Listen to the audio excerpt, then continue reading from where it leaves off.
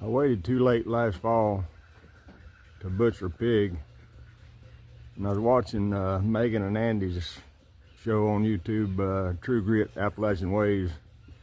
He said he never tried to do country cured ham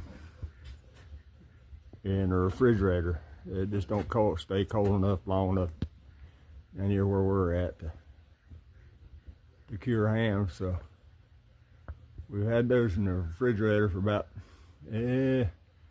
4 months, and took them out today to hang them out here. We'll let you know about next March or April whether they turned out or not, whether that refrigerator curing process works or not. All right, see ya.